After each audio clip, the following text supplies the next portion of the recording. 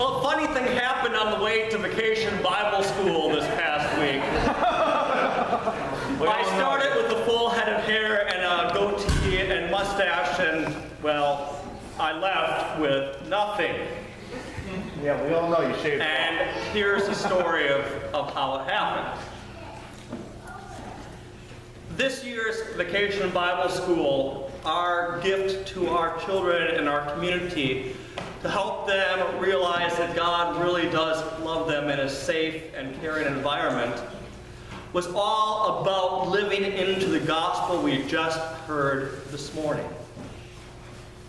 About loving the Lord our God with all our heart, all our mind, all our soul, all our strength, and loving our neighbors as ourselves. Each day the kids had various themes. You can see those themes: serve family, serve friends, serve neighbors, serve community, and serve Jesus. And as part of this service, Miss Wendy, the Vacation Bible School superintendent, wanted to have a service project for the kids and the helpers and everyone who was involved with the Vacation Bible School. And her idea was for the kids to bring food for the food pantry.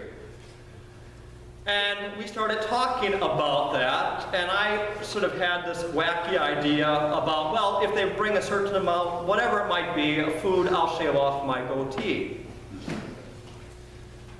And at first, Miss Wendy said, well, if every kid would bring a bag of food.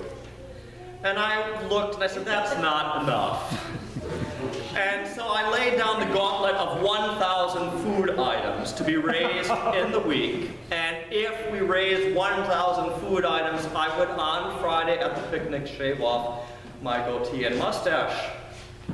But it had to be 1,000 items. Now, I felt very safe about that because there was no way the kids could do that.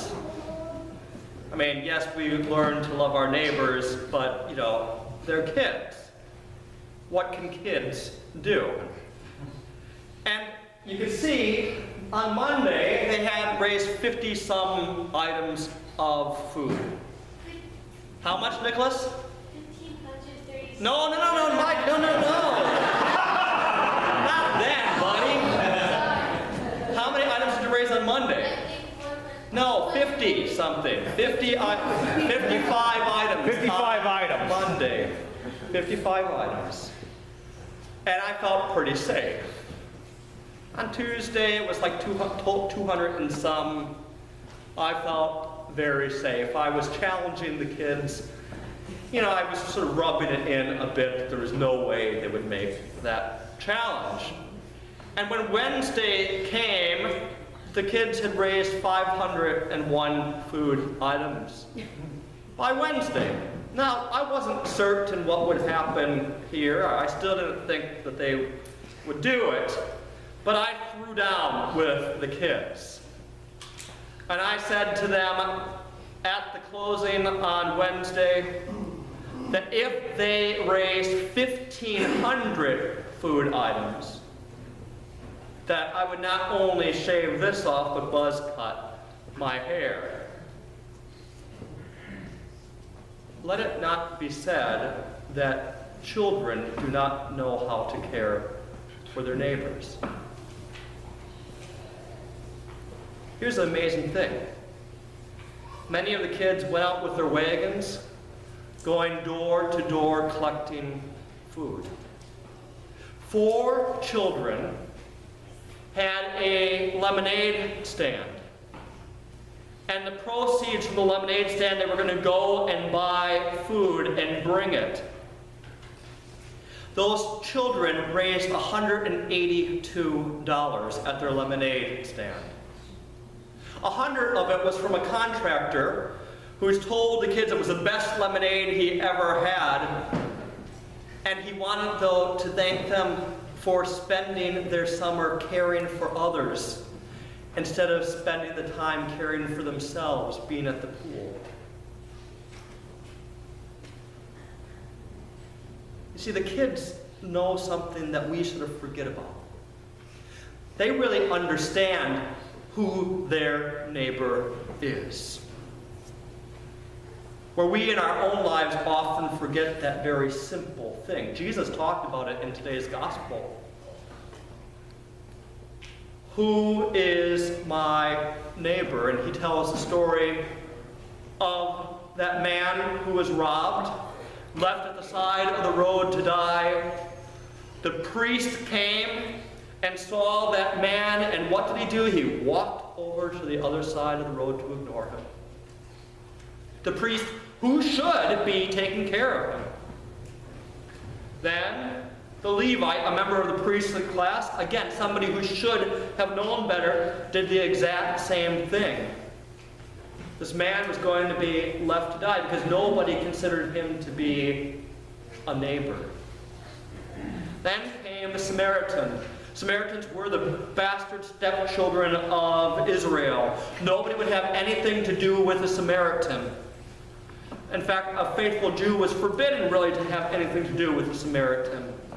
The Jews didn't like the Samaritans. But it was that Samaritan, the one who was hated, who went over and bandaged that man, who took him to an inn to care for him, who paid the innkeeper to take care of him and said when he came back he would pay whatever was necessary to help keep that neighbor safe.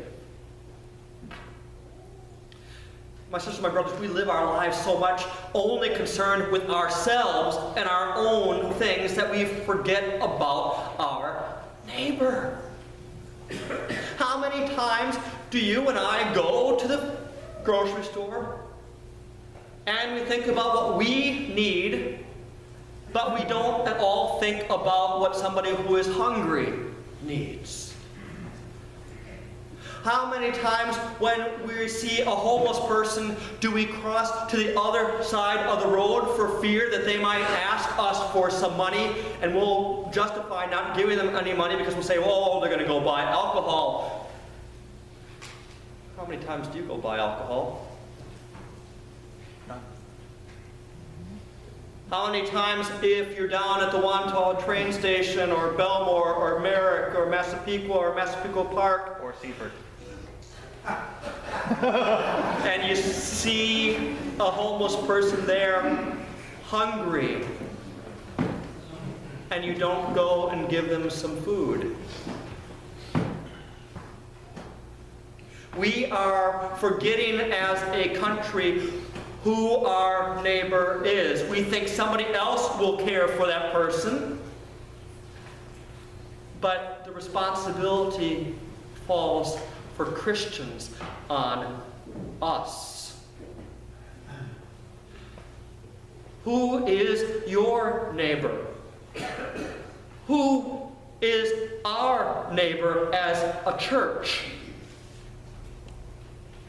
We do some wonderful things, but are we really caring for our neighbors?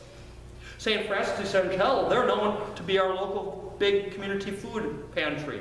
That's why we give our food to them, because they care for that, because it's better to have one church do it than everyone do it.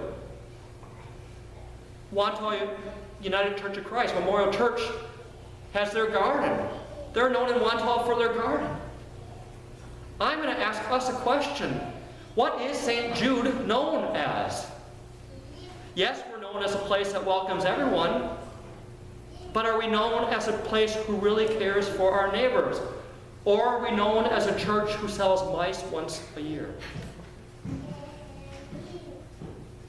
These are tough questions that we as a community, we have individuals have to ask as we seek to decide and discern where God is leading us as a community. Because I'll tell you what, our kids got it. On Thursday, you can see how much food items they came in. They had over 750 items by Thursday. I figured by Friday this was going to go. Little did I realize that, Nicholas, how much food was raised?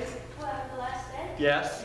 1,536. 1,500. The kids get it.